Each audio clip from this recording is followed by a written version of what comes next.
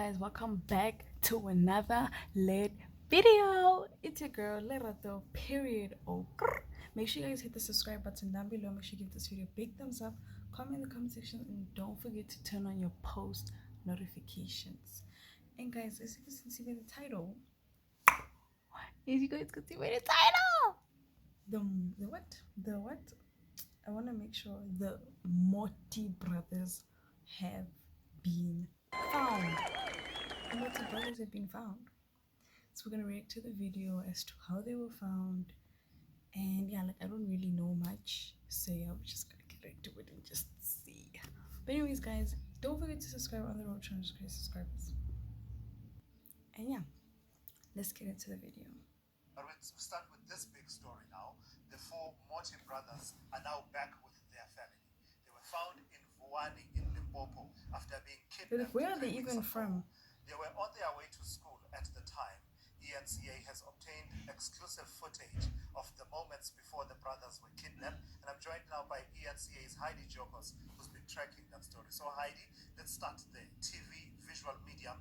And people want to piece together events, right? Because this is a story that captured, like, this story was sad. Like, it was all over social media of many South Africans. We have now exclusive footage of the moments before they were kidnapped. Yes, certainly, Tulas, and we were also asked by police to safeguard this footage because they were worried that this would jeopardize getting the boys back home safely. But we do know at about 11 o'clock last night, those boys were found. The police then took them home. But what's interesting about this footage, Tulas, is that police have identified, and those that were investigating this matter identified not only two vehicles. Where were they at 11 at that night? We do know in the media, which we understand it was a Kia Sportage and a black Mercedes-Benz moments before this actually happened. And I'm hoping those visuals are playing now, where you can in fact see, you can actually see there was a orange ST moments before. You could see a white Fortuner,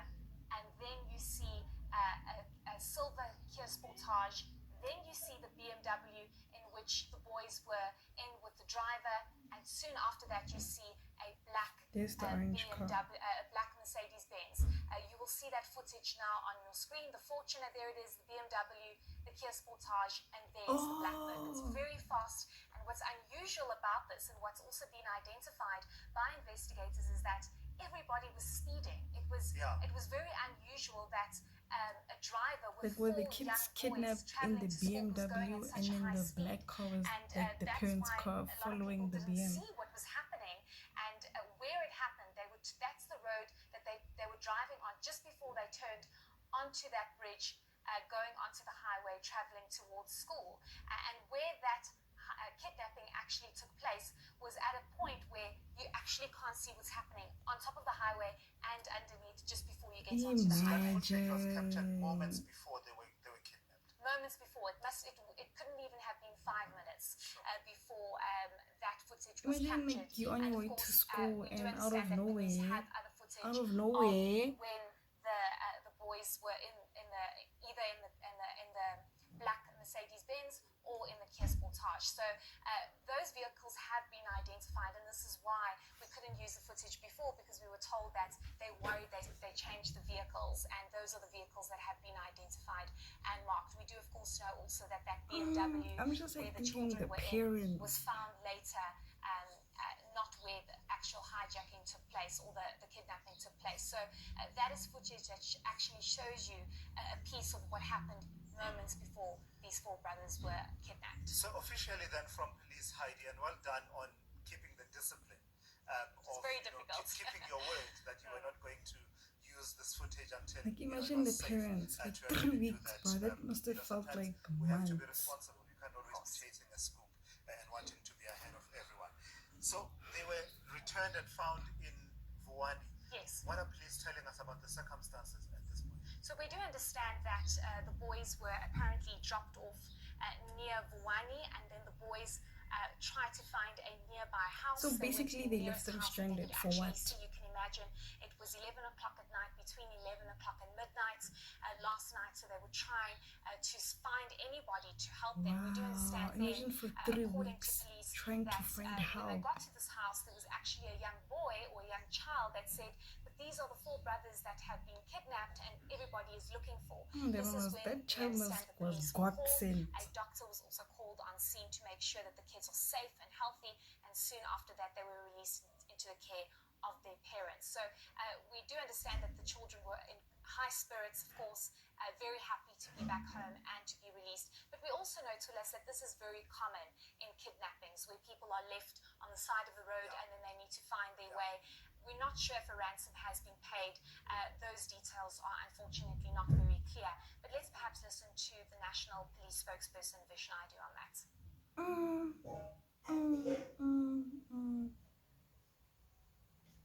When these children made their way to the first house they found, and fortunately, one of the children in that house immediately recognized the children as being the four that were reported missing or abducted, and they asked the parents to assist in calling the police. Like, I mean, at least they were together, like they were siblings, and they helped each other. Like, imagine you one man. At this stage, we haven't really spoken to the children. I think it can be appreciated that the children have been through a very traumatic situation in the last 3 weeks, exactly today, 3 weeks. And, we just wanted to give them some time with their parents. And then today we will try and arrange for our forensic and clinical psychologists to interview them and see what information they can provide us in assistance to our ongoing investigation of kidnapping. What's the story, Heidi? What's even more tragic to us is that the youngest one was 6 years old and it was his birthday last week and he wasn't at home to be with his parents, but we're truly grateful that they are back home. Imagine spending your birthday Look out for more of lost. Heidi's reporting on that story throughout the day here on ENCA. Wow, like this is sad. This is beyond even like sad. Like, imagine you're on your way to school, bruh, and you get kidnapped. Like, people, and on top of that, man, they drive you to some place in Limpopo, and just to leave you stranded for what? So I'm thinking in my head, like, these past 3 weeks that they were gone, like, were they trying to find help? Were they lost? Like, did they eat? Like, what exactly? Like, I bet that's one question. Like people that watch this, obviously they saw it on the news, and obviously I saw it on YouTube. But I'm thinking, like, in your head, you're obviously gonna think, like, in that 3 week period, like were they hurt? Like, did another person hurt them, kidnap? Because, like, usually imagine, like, now they leave you stranded and then another person kidnaps you or someone beats you. Like, I'm thinking the amount mental trauma, emotional trauma, physical trauma that they had to go through. And imagine, especially the mental part, because it's like you have to, like, keep in your head, like, we're gonna try and find help, we're gonna try and, like, just, like, find our way. Firstly, like, they don't even know where they are, so it's like now you have to sit there and, like, you have to try and find your way. You have to be mentally strong, so just to keep yourself going, and you have to be emotionally strong so you don't give up. And I'm thinking the oldest brother must have been on, like, the oldest brother must have had a lot of pressure on himself, because he's thinking, like, these are my younger brothers, I have to help them. Like, I don't even know where I am, who I'm with, but I have to find, like, a way. And imagine the 6-year-old, like, I bet he's just there crying every day, like, mama, mama. Like, this is like I'm trying to put myself in these shoes, like, and I feel like I'm not even gonna say it was even easier for them because they were boys, but I'm only saying that because, like, imagine it was a girl. Like, if it was a girl, she would have probably been raped, killed. Like,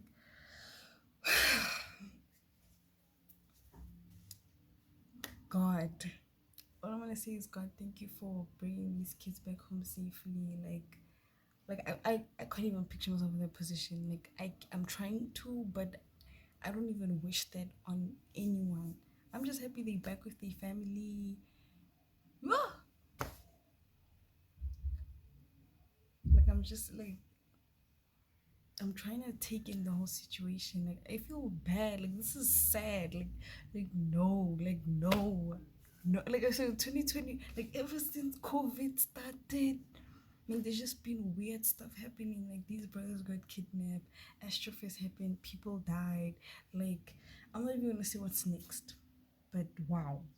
But I'm not even gonna say what's next. But anyways, let me just do a thumbnail.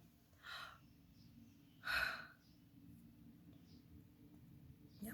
But anyways, guys, make sure you guys give this video a big thumbs up. Comment in the comment section your thoughts on them being found. Like, say thank God. In the comment section, just say thank God. Thank God.